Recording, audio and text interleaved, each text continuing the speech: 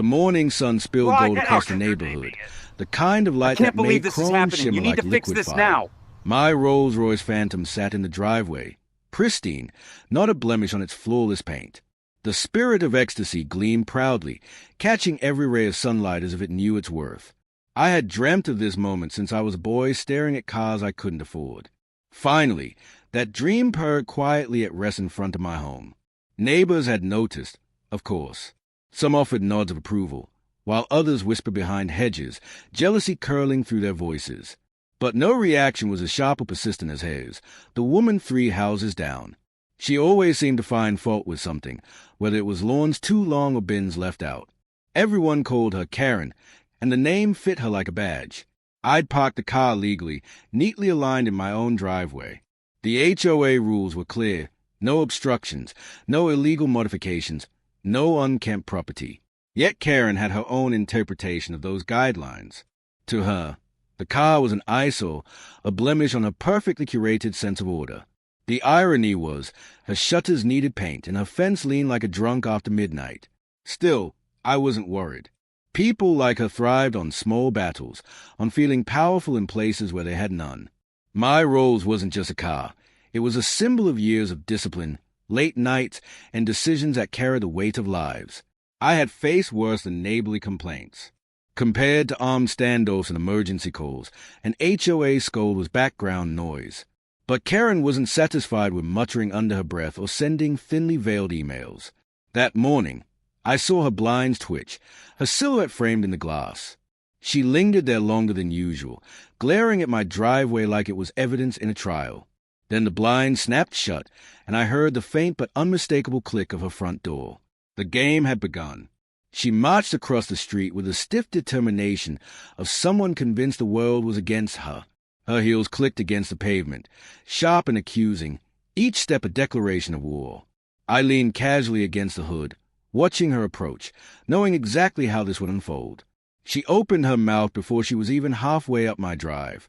That familiar tone carried over, dripping with indignation. "Excuse me," she barked, as though the word itself were an indictment. "You can't park this vehicle here. It's in violation of HOA standards." She gestured wildly at the car, as if pointing out a crime scene. "This isn't a junkyard. It's a respectable neighborhood." Her lip curled, disdain etched into every line of her face. She paused, waiting for my compliance.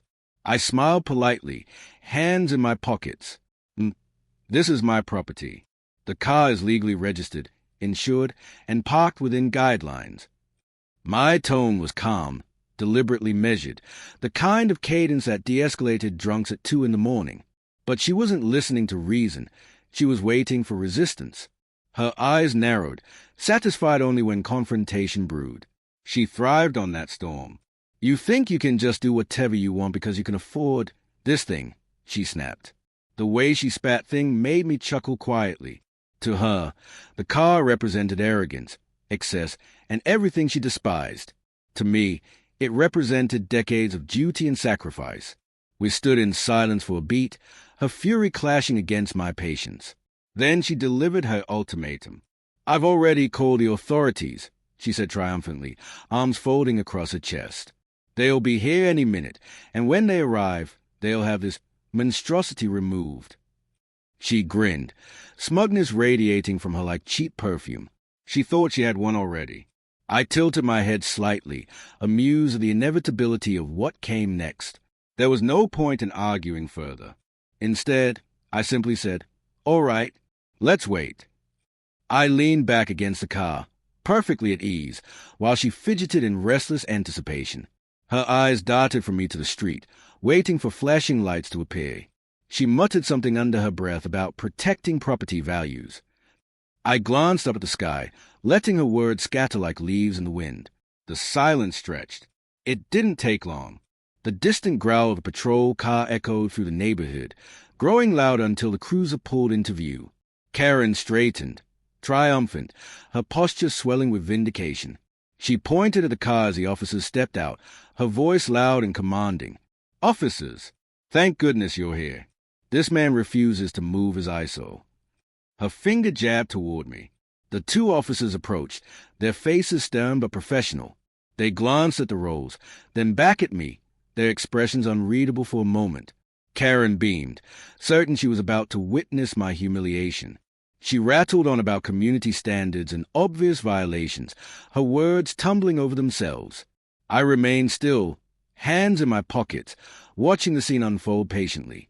The moment was close. Then it happened. Recognition flickered across the younger officer's face, his eyes widening slightly. The older one stiffened, standing taller, his posture shifting from casual authority to sharp respect. Karen didn't notice. She was still ranting about property values. But I saw it clearly, the instant when understanding dawned. They knew exactly who I was. The mask cracked. "Good afternoon, Chief," the senior officer said smoothly, nodding with crisp deference. "Everything all right here?" Karen froze mid-sentence, her smile faltering as her head whipped toward me. Confusion spread across her features, then horror as a weight of that single word, "Chief," sank in. My calm smile lingered as I finally spoke. The tables had turned completely. "Oh, good, officer," I said, my voice carrying deliberate calm. I turned slightly toward Karen, my gaze steady but not unkind. We just had a minor misunderstanding about parking regulations. The words hung in the air, heavy with implication. Karen's face flushed crimson, her earlier confidence crumbling into dust. She opened her mouth, but no sound came out. The younger officer tried to hide a grin, glancing away to avoid embarrassing her further. Karen's bravado collapsed entirely, her shoulders slumping as she stammered. Aye. Oh my. Chief? I didn't realize. I didn't mean to." Her voice shrank to a whisper, stripped of authority. She took a step back, clutching her phone like a lifeline. The silence pressed against her. I let her squirm a moment longer, then offered a gentle smile. "Don't worry. No harm done. But perhaps next time, a conversation might be better than a phone call." My words were soft, but the lesson behind them was sharp as glass. She nodded furiously, eager to retreat, her dignity leaking with every movement. Then she turned and scurried away, defeated. The officers exchanged amused glances before offering me polite nods. "Have a good evening, Chief," the senior said, his voice carrying both respect and a trace of humor. They returned to their cruiser, still suppressing smiles, and the car rolled slowly away. The street was quiet again, tension dissolving like smoke. Only the faint echo of Karen's retreating steps remained. I exhaled, leaning casually against the rolls once more. The chrome gleamed in the fading light, unbothered by the drama that had just unfolded. For me, it was another day of balancing authority and patience, another reminder of the strange places power and pride collided. For Karen, it was a lesson she would never forget. And for the neighborhood, a story was born. Karen wasn't new to conflict, not by a long shot. In the 2 years I'd lived here, she had filed complaints about everything from Christmas lights being too bright to kids leaving bicycles near sidewalks. She once confronted a teenager for skateboarding, as though he were vandalizing city property. Her mission in life was control, no matter how small. She wore that power-like armor. Most neighbors avoided her altogether, preferring to keep their distance rather than spark an argument. I had watched them nod politely when she passed, faces tight with concealed irritation. Behind closed doors, though, I'd heard the murmurs of frustration. People laughed at her dramatics, but never to her face. She thrived on that silence, interpreting it as victory. She mistook tolerance for respect. I didn't despise her. Truthfully, I pitied her more than anything. I had seen people like her before, people who fought tooth and nail to control what little they could. It often came from a life where larger battles had been lost long ago. Power over trash bins and lawn heights filled the void where joy should have been. She wasn't my enemy, just a nuisance. And yet, nuisances have a way of becoming dangerous when left unchecked. A false call, an exaggerated story, an accusation left hanging, those things carried weight. I had spent my career untangling truth from lies, finding balance between voices crying out for attention. I knew her type, and I knew the harm she could cause if she felt validated. That was why I stayed calm. Calm was my strength, my weapon sharpened by years in uniform. I remembered nights spent facing furious crowds, voices rising like thunder against flashing lights. I remembered the tense silence before a door was kicked in, the hush before chaos erupted. Compared to that, a neighborhood dispute was child's play. Perspective is a shield, and mine was forged from fire. Still, I wasn't blind to appearances. A Rolls-Royce parked in the driveway of a police chief could raise eyebrows. Some would see pride, others corruption, others still a symbol of the gap between authority and the people. To me, it was simpler, the reward of sacrifice, of years spent running toward danger when others ran away. The car was proof I had survived. I hadn't grown up with wealth. My earliest memories were of cramped apartments, sirens outside the window, and a father working double shift just to pay for heat. I learned young that nothing came free, and the only way forward was relentless work. Joining the force wasn't about money, it was about purpose. The badge gave me meaning, something bigger than myself. But meaning didn't pay bills. Nights away from family, the constant toll of stress, the steady erosion of health, it all demanded something in return. My promotions came not from politics, but from results, from putting myself on the line when others hesitated. Every scar, every sleepless night, every funeral I attended built toward that driveway moment. The Rolls was my exhale. The neighborhood didn't see that, of course. They saw only what gleamed on the surface, a polished exterior rolling past cracked sidewalks. People often forget the weight behind what shines. They forget the sacrifices carved into the foundation of luxury.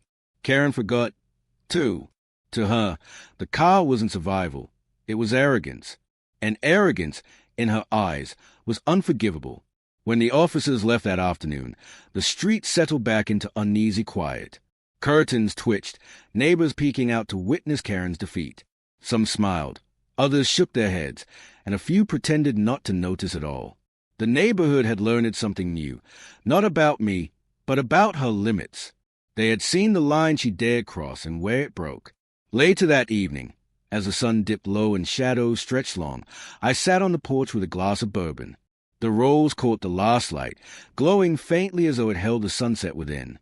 Peace had returned, at least for the moment. But I knew Karen, and I knew her pride wouldn't let the story end there. Pride rarely surrenders quietly. She wouldn't forget her humiliation, not for weeks, maybe not ever. Some people carried grudges like oxygen, breathing them in daily to keep themselves alive.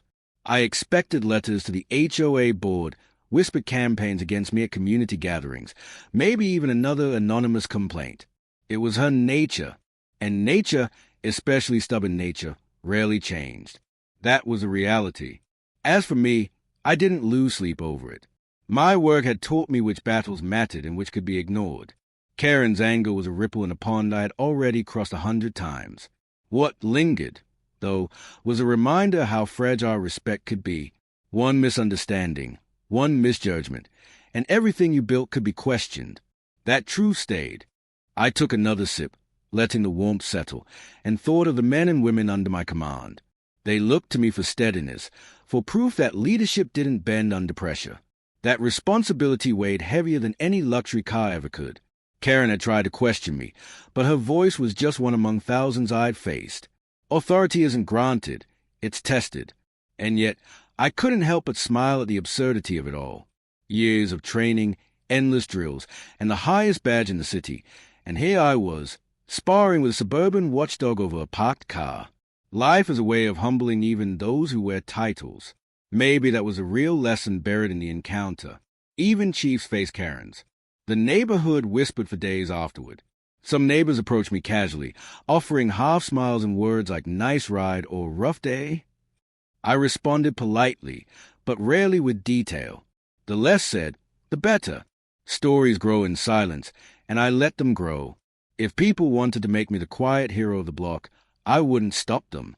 Karen, however, walked differently. Her once brisk steps became slower, her posture less commanding. She still peeked from her blinds, but the fire in her eyes dimmed, replaced by something closer to wariness. She avoided me on the street, crossing early or pretending to check her mailbox until I passed.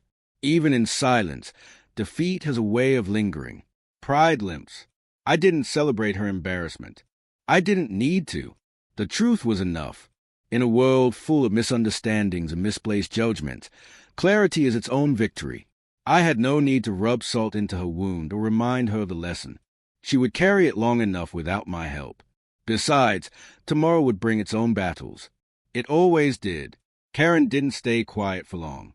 Pride, like hers, never dissolves completely. It just hides, waiting for the next opportunity to strike. A week passed without incident, though her blinds twitched more than usual. She walked her dog with stiff precision, shoulders high as if daring me to comment. Silence was not surrender. It was plotting. The HOA meeting came the following Thursday, held in the community clubhouse that smelled faintly of disinfectant and cheap coffee. I rarely attended, preferring to let neighbors hash out debates about garden gnomes and hedge heights. But something told me Karen wouldn't waste her humiliation. If she was going to rebound, it would be here, in the theater of rules. I arrived early, my uniform absent, dressed simply in jeans and a button-down. The room buzzed with chatter, neighbors clustered in small groups, their voices bouncing against the beige walls. Karen sat near the front, her stack of papers spread before her like weapons. Her smile was tight, forced, the kind of smile that hides a sharpened knife. She caught my eye briefly. "Good evening, everyone," the HOA president began, tapping his pen against the clipboard. His voice carried the weariness of a man who had heard one too many arguments about shrubbery. The agenda listed minor issues, budget allocations, pool maintenance, but Karen's hand shot up almost immediately. The room shifted, a ripple of anticipation running through the crowd. She cleared her throat dramatically. "I'd like to address a matter of aesthetics and community standards," she announced. Her voice was crisp, commanding, like a teacher scolding unruly students.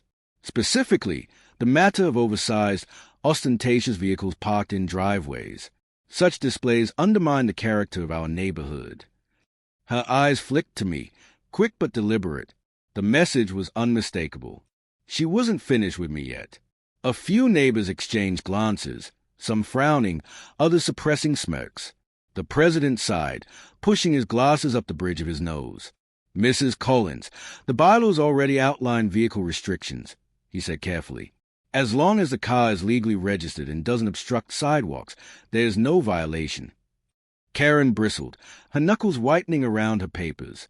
She wasn't deterred. "With all due respect," she countered sharply, "the bylaws also state that vehicles must not diminish the neighborhood's visual harmony.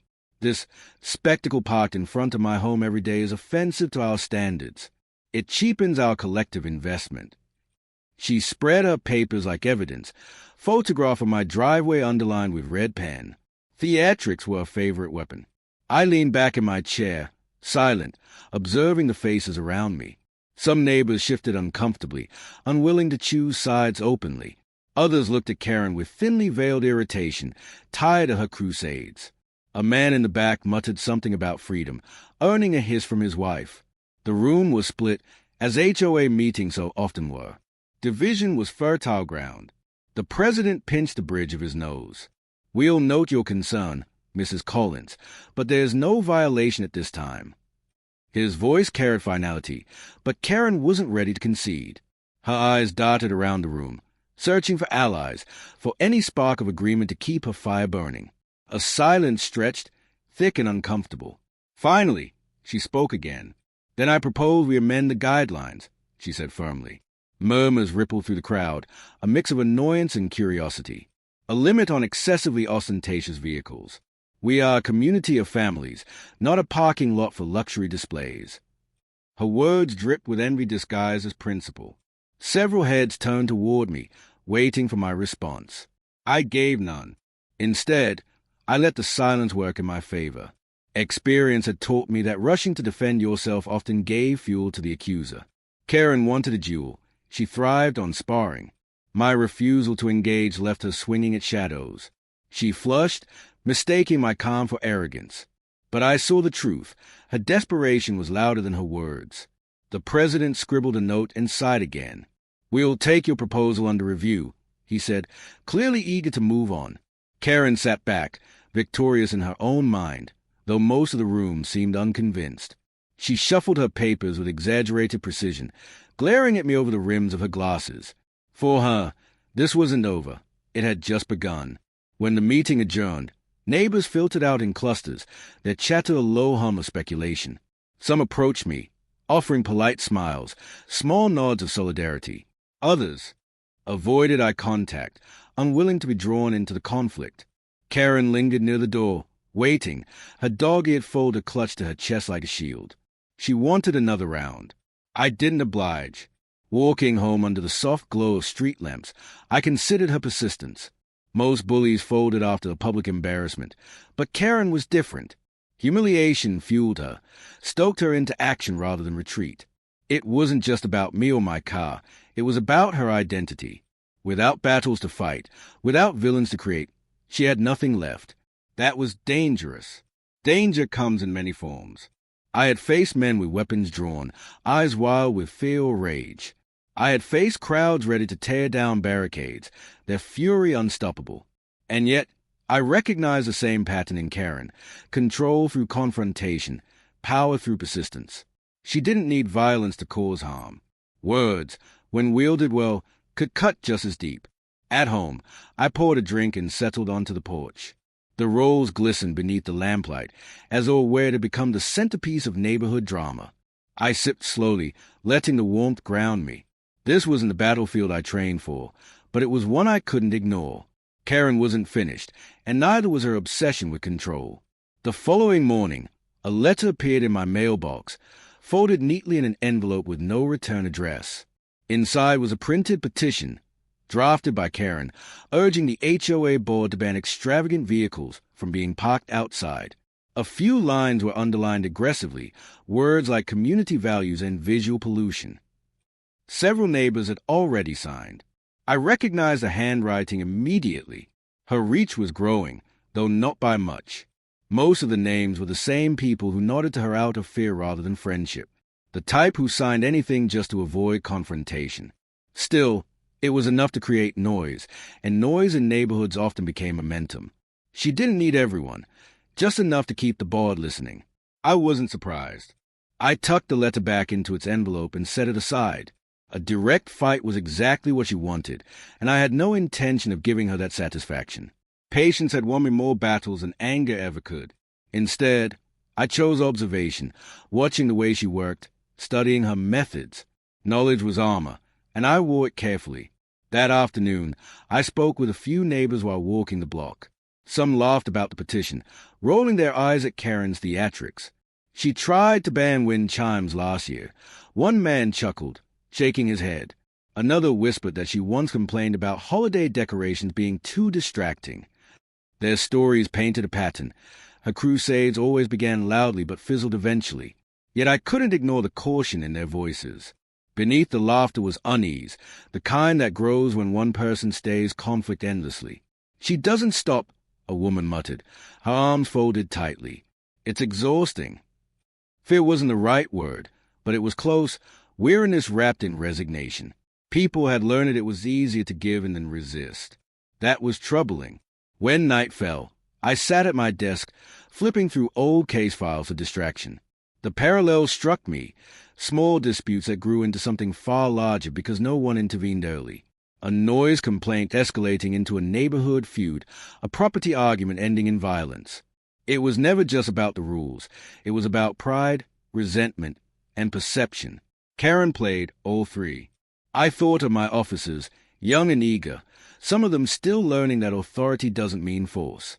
Leadership meant balance, even in the smallest things. This neighborhood might not be a crime scene, but the dynamics felt familiar. Pressure builds, and if it isn't released, it finds a violent outlet. A petition was paper now, but it carried sharp edges. Days passed, and the whispers continued. Karen strutted with renewed confidence, her folder of signatures tucked under her arm like a victory flag. She spoke to anyone who would listen, her words thick with righteousness. I caught fragments while passing: property values, community pride, protecting our children. She knew which buttons to push. Fear, envy, morality, they were her chosen tools. I stayed quiet, resisting the urge to confront her directly.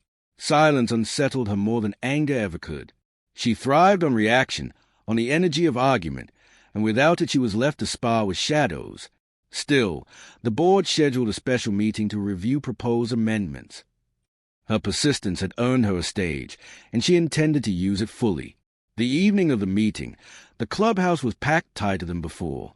Word had spread, curiosity swelling attendance. Some came for entertainment, others for genuine concern, and a few to defend their own cars that didn't meet Karen's impossible standards. The air buzzed with anticipation, that strange mix of drama and dread. Karen sat front and center, beaming. Theatrics awaited.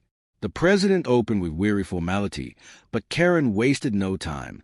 She launched into her speech, complete with enlarged photos of my roles printed on poster board. "This," she declared, "is what threatens the unity of our neighborhood." Gasps and chuckles rippled through the crowd, half disbelief, half irritation. She held the room captive with sheer audacity. Her confidence was unshakable. I remained seated near the back, my arms crossed loosely, expression unreadable. Eyes darted toward me often, searching for reaction, but I offered none. My silence became its own performance, one Karen couldn't control. The irony was delicious. Her entire campaign depended on me playing the villain. But villains don't smirk calmly in the back row. They let fools stumble alone. Karen clicked her remote, flashing more photos across the screen. Angles of my car under morning light, shots from her upstairs window, even a blurry image taken at night. "This," she repeated, "is an invasion of our community's values." Her voice rose, sharp and insistent, demanding validation. But the crowd was shifting, their patience thinning. Murmurs spread like cracks through glass. A man near the front finally stood.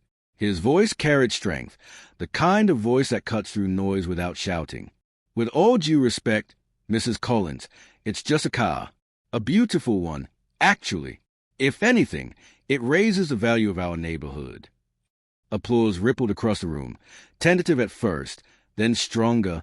Karen's smile faltered. She hadn't expected resistance. Another neighbor chimed in, a young mother balancing a restless toddler on her lap. "You complained about my Halloween decorations last year.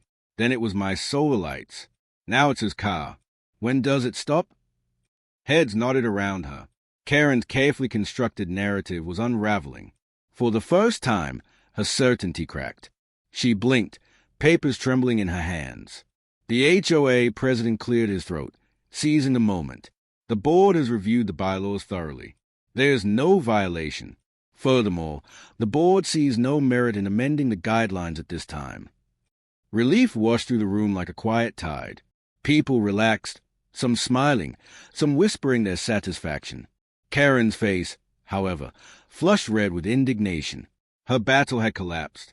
"This isn't over," she snapped, her voice brittle. The words hung in the air, more threat than promise. But no one cheered her this time. Instead, silence pressed down, heavy and awkward, her audience exhausted by her theatrics. The power she had wielded so confidently just moments ago slipped away like sand through clenched fists. She gathered her papers hastily. She stormed out. The meeting ended soon after, neighbors chatting more freely now, laughter breaking where tension had been. A few approached me, offering nods of support. "She's finally overplayed her hand," one man said. I smiled faintly but said little. Victories in battles like these were never final. People like Karen didn't retreat forever. They regrouped, recalculated, and waited for another opening. Walking home beneath the glow of porch lights, I thought of the looks on my neighbors' faces, weariness shifting into courage, frustration becoming voice. Karen had pushed them too far, and for once, they'd pushed back, but her parting words echoed in my mind. "This isn't over." They weren't idle. People like her needed conflict the way lungs needed air. She'd be back. At home, I leaned against the Rolls, running my hand over its polished hood. It wasn't about the car anymore. It never truly was. It was about control, about one woman's need to command her environment at all costs. And in resisting her, I had become her chosen adversary. The irony was sharp. She saw me as the intruder, not the protector. Inside, I poured another drink, letting the quiet settle. The neighborhood was calm for now. The storm passed. But storms have a way of circling back, gathering strength where you can't see. Karen's pride wouldn't let her surrender. She had lost this round, yes, but defeat often breeds desperation. And desperation, I knew too well, was the most dangerous fuel of all. As I closed the blinds and set the glass down, my phone buzzed. A message from one of my lieutenants. A string of graffiti tags had appeared on the edge of the neighborhood, crude and angry. Normally, such vandalism was random.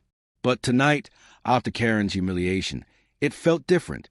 I stared at the message a long time, unease threading into certainty. Chapter 2 wasn't over. Morning light crept across the blinds, sharp and unforgiving. My phone lay silent on the nightstand, but the unease from last night's message clung to me. Graffiti wasn't uncommon, yet the timing gnawed at me. Karen's vow, her humiliation, her refusal to yield, it all felt like tinder searching for flame. Coincidence was a luxury I rarely believed in. I dressed simply, jeans and a plain shirt, and walked the perimeter of the neighborhood. The spray-painted walls were easy to spot, angry slashes of red and black across the entrance sign, vulgar words scrawled without care. Residents gathered nearby, shaking their heads, whispering theories. Fear simmered beneath their questions. Vandalism was one thing. Targeted messages were another entirely. One phrase stood out among the tags. No kings. The letters were jagged, uneven, sprayed with a hand too impatient for precision. I studied it closely, noting the angle, the pressure, the haste. It wasn't a teenager's rebellion, nor the signature of a gang. It was personal. Someone wanted to mock, to challenge, to cut down pride. My instincts flared immediately. Neighbors muttered their suspicions, some blaming outsiders, others nervously glancing toward Karen's home. She emerged moments later, arms folded, eyes darting toward me with a feigned expression of surprise. "Terrible, isn't it?" she said loudly, drawing attention. "This is exactly what I was warning about. Flaunting wealth invites trouble." Her words were barbed, cloaking concern. Many heard the venom beneath. I didn't rise to the bait. Instead, I directed officers to photograph the damage, dust for prints, canvass the area for cameras. Professionalism was its own statement. Karen lingered, clearly disappointed by my lack of engagement. She thrived on reaction, and my restraint left her stranded. Still, I could see it in her eyes. She wanted this tied to me. She needed it. Later at the station, reports trickled in. No cameras had caught the act. No witnesses saw figures in the night. It was quick, deliberate, a hit-and-vanish job. My lieutenant asked the obvious question. "Chief, you think this is connected?" I gave no direct answer, but the weight in my chest said yes. The pieces were scattered, but they pointed toward Karen's shadow. By evening, the graffiti had been scrubbed, the sign repainted. But memory lingered, whispers of safety breached. At the HOA meeting the next day, Karen took center stage again, claiming the vandalism proved her point. "This is what happens when outsiders flaunt what they don't deserve," she hissed, her voice teetering between outrage and triumph. She was spinning crime into politics. I stayed silent, letting her words hang heavy in the air. Some neighbors nodded nervously, but others exchanged looks of disbelief. "You're saying graffiti is caused by a car?" one man asked, incredulous. Karen's eyes narrowed, her composure cracking. She doubled down, weaving a narrative about envy, resentment, and the dangers of attracting the wrong kind. It was manipulation at its finest. Her speech ended without applause. This time, fewer people seemed convinced. The graffiti had shaken them, yes, but Karen's eagerness to weaponize it exposed her motives. People were starting to see. Yet her persistence remained dangerous. A desperate voice can echo louder than a reasonable one, if repeated often enough. I made a mental note. Karen was far from finished. That night, I received another call. A second vandalism incident, this time closer. Spray paint on a garage door just a block from my house. Same style, same crude anger, same words. No kings. My jaw tightened as I stared at the photos. The line between coincidence and intent had vanished. This wasn't random. Someone was escalating, feeding off tension like fire to dry brush. I drove past the second vandalized home slowly, headlights washing over the angry scrolls. The family stood on the sidewalk, shaken, clutching each other while officers documented the scene. Their garage bore the same jagged message, almost identical in rhythm and spray pattern. Fear etched their faces. This wasn't about property. It was about intimidation. Someone wanted control through chaos. Neighbors whispered theories again, their gazes drifting toward me. Some looked sympathetic, others suspicious, as though I were the common denominator in their growing unease. Karen arrived like clockwork, her timing uncanny. She clasped her shawl tightly, shaking her head in exaggerated sorrow. First a sign, now this? We're under siege, she declared, projecting authority. Her words gathered a crowd quickly. Do you see now? Karen continued, her tone sharpening. We can't ignore the obvious. This neighborhood is becoming a target because certain people flaunt excess. She gestured subtly toward me, though her lips never said my name. The implication was enough. Gasps and murmurs filled the air. Her performance was flawless, fear-laced with indignation, crafted to redirect anger my way. I stepped forward calmly, refusing to let her narrative solidify. Let's be clear, I said evenly, my voice carrying. This isn't caused by anyone's car. This is a crime, committed by someone who wants division. Feeding that division only helps them. The crowd shifted, some nodding, some hesitant. Karen's expression froze in frustration. Her control of the stage was slipping again. Back at the station, I ordered deeper analysis. Spray patterns, nozzle angles, paint composition, all catalogued meticulously. Small details often revealed more than bold strokes. My team found consistency, the same brand of paint, likely purchased recently, common hardware store stock. Not enough to convict, but enough to suggest one culprit. The picture sharpened slowly, but the outline remained blurry. Meanwhile, Karen rallied her allies. Flyers appeared in mailboxes, anonymous but unmistakable in tone. Protect our community's image, they urged. Say no to ostentation. The words dripped with coded resentment. Some neighbors scoffed, tossing them aside. Others folded them carefully, unsettled by the call to arms. Karen's reach was widening, not through rules, but through fear disguised as virtue. I knew the danger. Division corrodes trust, and trust is a glue of safety. If neighbors turned against neighbors, the real threat would vanish into the cracks. That night, I reviewed surveillance logs personally, searching for anomalies. Around 2 a.m., one camera caught a blurry figure on a bicycle, a backpack slung low, moving quickly near the vandalized home. A thread appeared. The footage was grainy, useless for identification, but the shape was clear enough. Medium build, quick movements, confident in darkness. Not a reckless teenager. Someone practiced. My gut tightened. Whoever this was, they weren't acting alone in impulse. They were methodical. I filed the clip carefully, noting the time, the route. Patterns are maps, and maps lead to truths. Patience was key. The following weekend, the HOA gathered for an emergency session. Karen demanded it, citing the pattern of attacks. She strode into the hall with papers tucked under her arm, posture rigid, eyes bright with purpose. Her speech was prepared, polished, dripping with drama. She claimed the vandalism was the inevitable outcome of luxury arrogance, a direct attack caused by my presence. But this time, resistance was waiting. A man named Harris stood before she could finish, his voice steady. Enough, Karen. We all know what this is. You're using fear to push your agenda, same as always. But blaming our neighbor won't stop spray paint. Applause broke out, stronger than before. Karen froze, mouth cracking. She hadn't expected to lose her grip so quickly. Karen's face tightened, the applause stinging more than words ever could. She shuffled her papers nervously, then raised her voice again, trying to regain control. So you'd rather wait until things get worse, she snapped. Do you want our children unsafe? Do you want criminals emboldened? Her tone cracked, desperation bleeding through. The crowd shifted, divided but less convinced. I watched silently, my arms crossed, every word sinking into the room. Karen was skilled at pushing fear, but fear cannot stand forever against truth. She leaned too far, exposing the hollow core beneath her outrage. My silence was deliberate, calculated. She mistook it for weakness. That miscalculation would become her undoing. Her control of the narrative had begun to unravel. The meeting dissolved into arguments, voices clashing like storm winds. Karen stormed out first, her heels striking the floor with sharp defiance. I lingered, speaking with residents quietly, listening to their concerns. Reassurance was my weapon, steady, measured, genuine. When fear lost its fuel, calm found its strength. But in the pit of my gut, I knew Karen wasn't finished yet. That night, the third strike landed.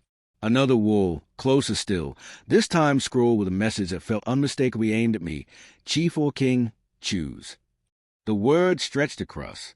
Brick like a day, bold and mocking. My jaw tightened as I studied the photo. This wasn't vandalism anymore.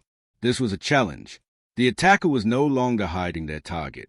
I convened my team at dawn. Maps, photos, and reports covered the table. The spray patterns, the time frames, the escalating messages, all of it formed a web. And at the center, someone hungry for attention, for control, for spectacle. My lieutenant asked a question we all avoided. Could Karen be behind it? I didn't answer directly. My silence said more than words. The investigation deepened. Hardware store receipts were pulled, security footage reviewed.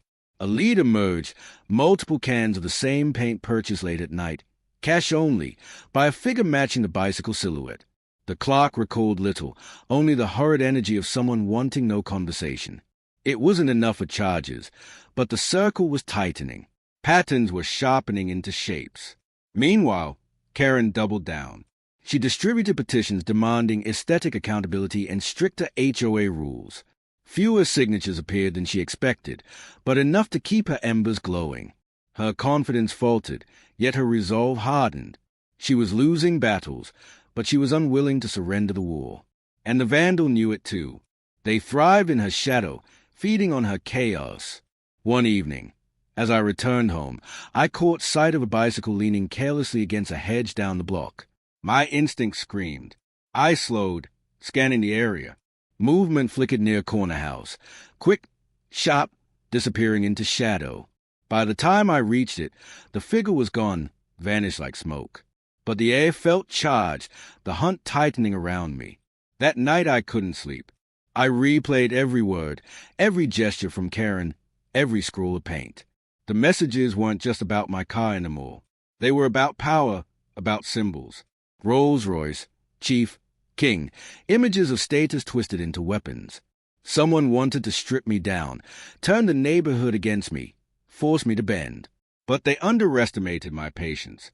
Chapter 3 closed with quiet resolve. The graffiti would be cleaned. The fear would fade, but the battle was far from over. Karen's voice still echoed, brittle but dangerous. The vandal spray can still hiss in the night, daring me to slip. And me? I leaned against the rolls, arms folded, eyes on the darkened street. The war had only begun.